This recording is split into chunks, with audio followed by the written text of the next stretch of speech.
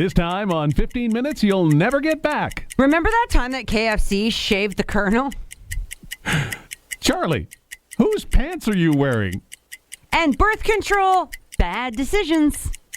I'm Dale. And I'm Charlie. All that and more this time on 15 Minutes You'll Never Get Back.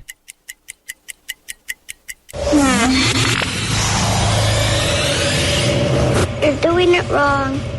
Everyday activities that you've been doing wrong. I love being corrected. I was going to say, you know what? It's been a while since things have been pointed out of what we've been doing wrong, so go ahead. So you know how you spend years doing the same thing the same way. And then somebody shows you an easier way or whatever, and it's a game changer. It's like coming to work at a company and saying, well, have you tried doing it this way? And everybody around you says, well, we've always done it that way. Not that I'm saying that this company does that or anything. Not that I'm implying anything. No. But here are some other things. Yeah. It's funny. I know about this hack. I just never do it, and I know it could be easier for my life. Okay. What is it? Did you know you can actually take the silverware basket out of the dishwasher when unloading it? Yes. Yes, see, I don't do that. I literally grab as many utensils as I can, and then I take them over. How many times have you stabbed yourself with a fork or something? All the time. Yeah. Daily, right? Oh, Charlie. Here's something. Okay. You know how celery gets all wilty and limp and bleh? Yeah. Did you know that if you soak it in water overnight, it makes it crispy again? Yes, it rehydrates it. Okay, well, aren't you Susie homemaker? My wife, because she's done some for something she wants on Friday, she cut it up last night. She just leaves it in the cold water in the fridge. And it stays crunchy right till Friday. I used to do that with carrots. Yeah, well, celery is the same. I guess so. thing.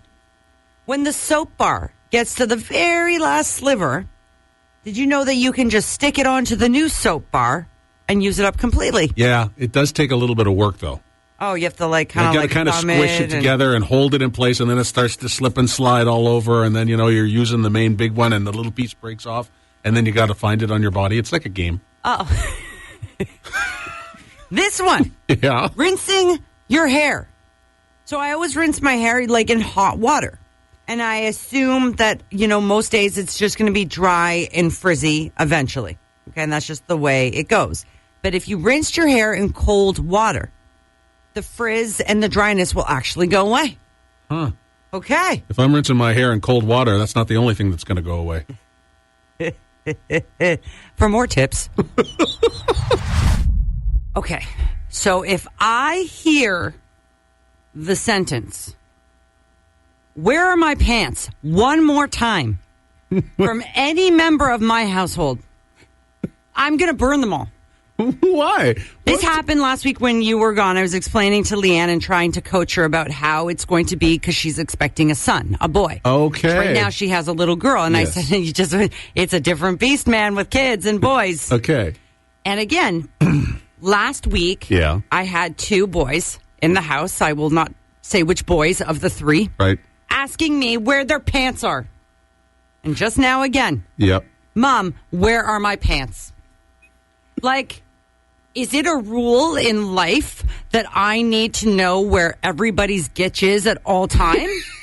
Everybody's Can people not be responsible for their own pants? I mean, again, I understand. Remember, there was a time when I had somebody else's pants on, and I didn't understand how that happened. And fine, but I always can find pants. Do you want to go back and explain whose pants you're wearing and why? That's another day. Another day. So last night in the evening around 7:30, the dogs were slightly smelly and needed a walk. A walk or a wash? Well, a walk to deal with the smell. Oh. So anyway, I had said to Rob, I'm like, the dogs, they kind of need a walk every night. And then he got all kind of huffy with me. And he's like, I think this is your rule that dogs need to be walked more than once a day. And I look at him, with the face of, oh, my God, the why? look that only you can have. And I said, no, actually, dogs need to be walked several times a day. In which he proceeded to say to me, no, this is your rule. You're just making this up. Okay? So now I thought it would be fun Because the conversation has continued via my text. Oh, so it continues this morning. So I sent him basically a screenshot proving that I was right about the amount of times the dogs need to be walked. Mm-hmm. So the first text that I write to him, and then you'll continue as Rob. Oh, I get to play. I will be, from here on in, the role of Rob will be played by Dale. So I say, just so you know, because again, I sent him this thing that says dogs need to be walked. Ha ha. 4 times 15 minutes equals 1 hour per day. And you reply, and he replies, ha ha ha, I should have read you the whole sentence before you sent it to me. And you said, maybe if Oliver was walked last night, he wouldn't have gotten up to At this point, he should be saying, please, can you watch your language? But instead, he says, now that is actually a good point. To which I say, I told you he was farting. To which he replied, you said Jesse was farting. To which I replied, nope, it was your dog, clearly. End of conversation. My text to you would be, how can you tell whose dog is farting at this point? They have distinctive fart sounds? Jesse actually makes noise. Who let the dogs out? Who let the dogs out? So, did you ever go on a date with a broad and it ended up being... First of all, I never dated broads, Joe. Okay, sorry. I may have gone on a date with a woman. Okay, fine. And that woman may have done something like off-the-cuff nuts. Like maybe she... Oh, that crazy broad. Right? Maybe she went streaking or skinny dipping. While we were on the date? Yeah, just like something insane. Like something that you would think, oh my God, she must be drunk. No? No. Okay. Not that I can recall. So, the reason I'm bringing this up is because birth control apparently can lower your inhibition. Birth control? Birth control. So if I'm thinking I've done a couple things. Well, I can think of one thing you probably did when you were on the pill. And, it wasn't the alcohol that made me nuts and lowered my inhibition. It was my birth control. Is that what it was? I think so. Okay. So new research out of Canada, yay us, suggested that the contraceptive could thin regions of our brains that are responsible for decision making and impulse control. Is this all to explain the bad choice you're making with the guy? Yes, it was not my fault. It was my pill. Right? There's a new study that finds that drinking Coke or Pepsi can lead to more testosterone. Guys. Oh, okay. So, so right. That means... You don't need eugenics. You just need just give me a Coke and a smile. Pretty much. Wow. Pretty much. So what this means is with higher levels of testosterone, that means the family jewels are quite larger. Oh, dear. Oh, dear. So scientists in China, they were actually attempting to determine the impact of carbonated beverages on fertility and sex organs in men. Because there was a study done years ago that had kind of determined sugar and carbonated beverages were actually the cause for a lower sperm count. So scientists went out to try to figure out if that was true or not. So they got 3 groups of mice. And one group just drank water. One drank Coca-Cola and water. And then the third group was just either straight Coke or straight Pepsi. And they wanted to figure out, what that impact was. And they determined that the mice that were just on Coca-Cola or Pepsi had bigger... Really? Yeah, bigger family jewels. Men have this perception that maybe they want to be bigger because it's better. But, does that include that part too? Or is it just the one part?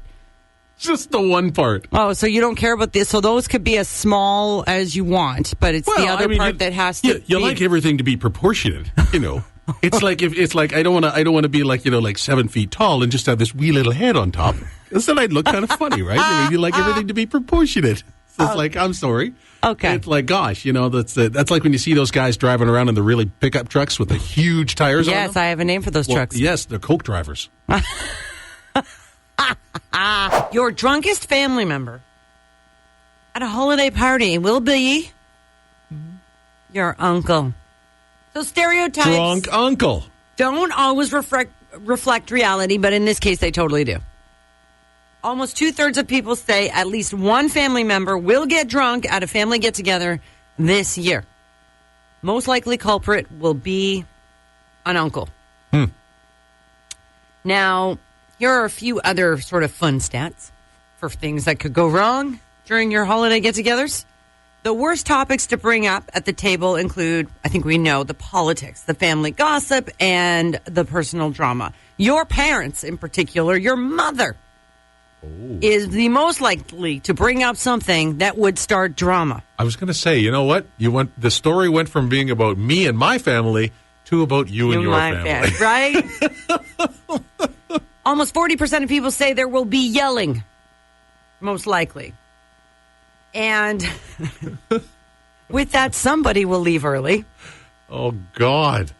Almost 50% expect to drink more at a family get-together than they do at any other social gathering throughout the year. Well, it's family. How else are you going to put up with them? The number one beverage that can ruin a holiday party well, it's a tie, actually, between beer and whiskey.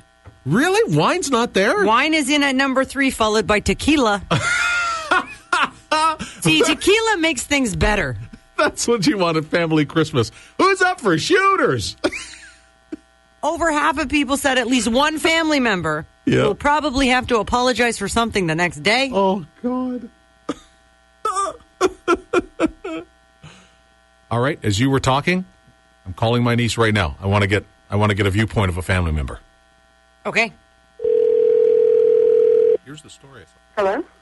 Hello. Hi. So nice to talk to one of Dale's family members. Usually he's just Hi talking there. to my kids and stuff. Yeah. Hey. Yeah. Hi. We wanted to ask you something because we were talking about this, and I said to Charlie, I says, you know what? Let's get a little perspective on this to find out if it's actually true, this survey we found online. Okay. So if you had to pick someone, who would be your drunkest family member at holiday parties? I feel like this is a setup.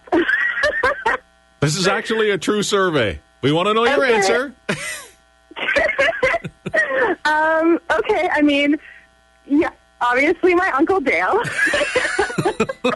So Uncle Dale. Now, Uncle Dale. now, part of this survey said that over half of the drunk uncles will more than likely have to apologize for something they did or say the next day. Has Uncle Dale ever done that? No. He's pretty harmless. Lots of singing and jolly times. Yeah. I'm a happy one. Oh, okay. Yes, you're a happy one, for sure. On the other Not hand... like a sloppy wrecking ball one. That would be my mother. That's the other half of the survey where it's Charlie's family, which falls apart and there's yelling and somebody leaves early. Oh, no. No, thankfully that's not ours. That is not ours. Sarah, No. thanks for your time this morning. My pleasure. I want to go to your Christmas party. I'm sorry, we're full. Yeah. I'm sorry. Yeah. Nice talking to you, Sarah. You too. Bye. Okay, bye. Time now for Charlie's mom thoughts. So my kids were finally quiet late last night. So I went into their rooms and started asking them stupid questions and started talking to them about how bored I was, just to ruin the moment. This has been Charlie's Mom Thoughts, brought to you by coffee, fueled by kids, and tolerated with wine.